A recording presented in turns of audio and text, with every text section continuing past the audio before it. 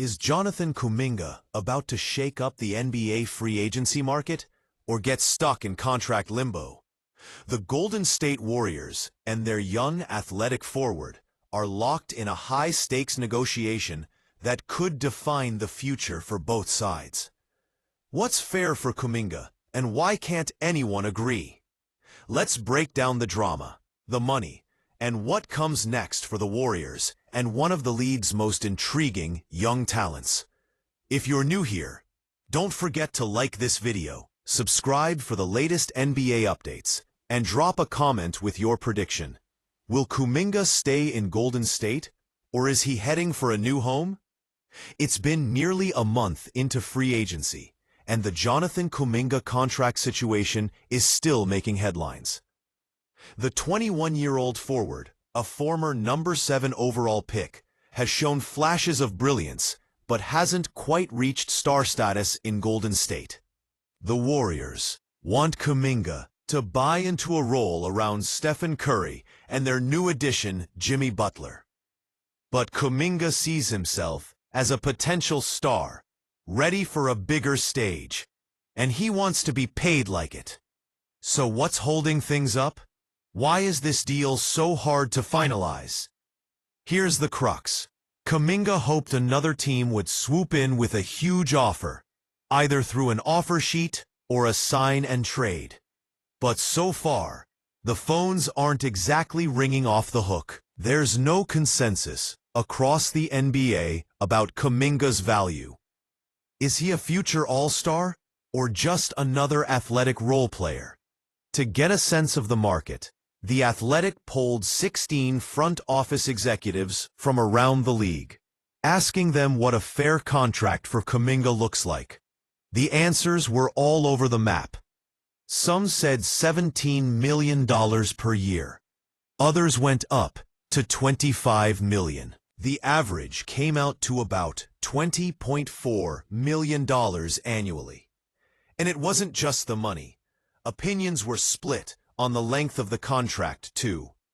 One exec pitched a 2-year deal. Most liked a 3-year contract.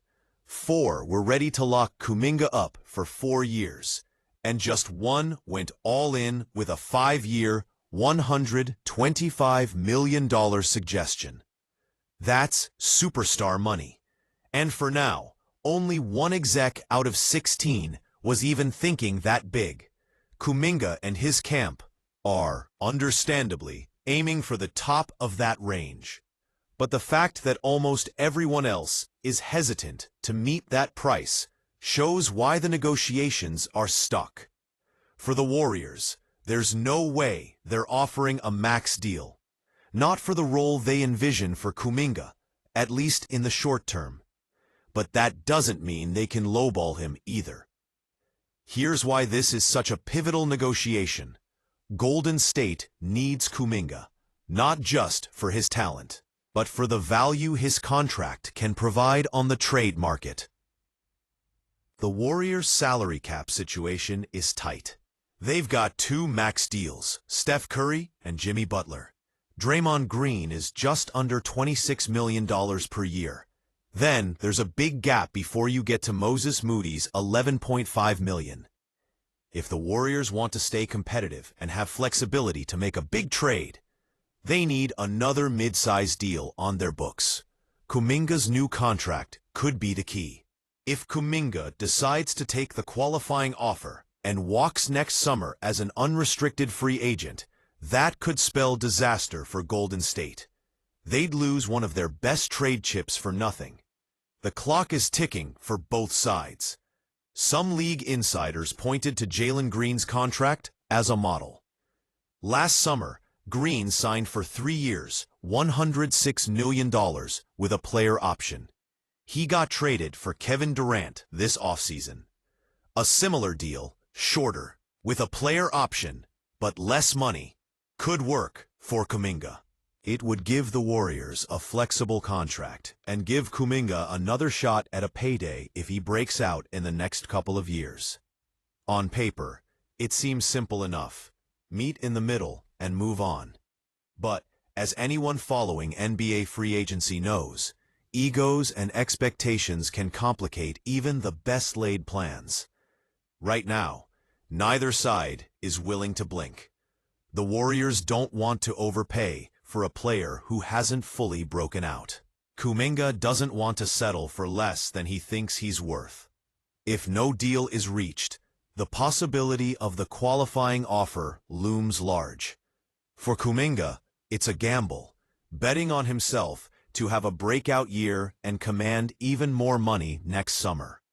For the Warriors, it's a nightmare scenario, with the real chance of losing a valuable asset for nothing. So, what's next? Most insiders think this stalemate could drag on right up until the start of the season. Both sides have reasons to stand firm, but both have plenty to lose. Will Golden State step up and lock Kuminga in as a key piece of their future?